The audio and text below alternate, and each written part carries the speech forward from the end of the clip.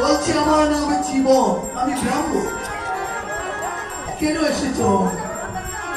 বাবা, আমি দরিদ্র ব্রাহ্মণ। আমি স্বপ্নে আদেশ পেয়েছি, শিব ঠাকুর আমাকে বলছেন সনাতনের কাছে গেলে আমি নাকি ধন পাবো, তাই তোমার কাছে আমি ছুটে এসেছি। সনাতন গোস্বামী বলছেন বাবা, আমার কাছে তো ধনে বলতে কিছু নেই, আমি দরিদ্র। চলে যাচ্ছেন, হঠাৎ সনাতন গোস্বামী ডেকে ডেকে বলছে ঠাকুর আসো, ওই দেখো এখানে ধন আছে, তুমি নিয়ে যাও। কি করেছিলেন? জীবন ব্রাহ্মণ কিছু কোরআনের পরে পেয়ে গেলেন পরশমণি পাথর।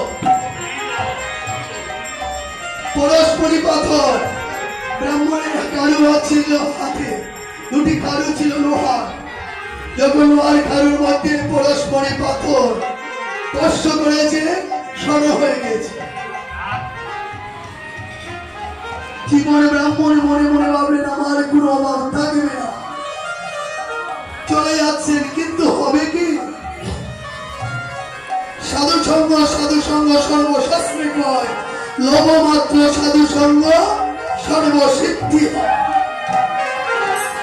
যাচ্ছে,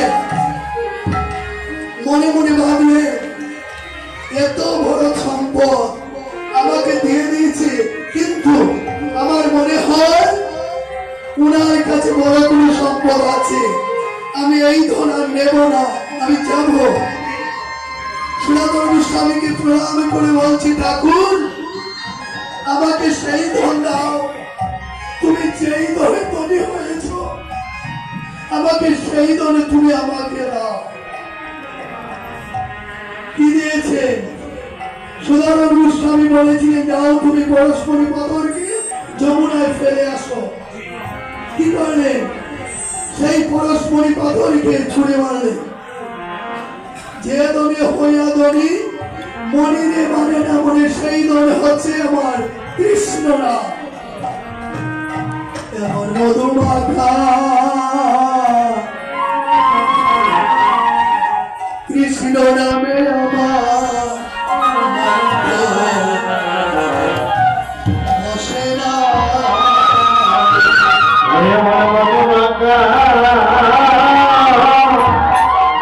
কৃষ্ণ নামে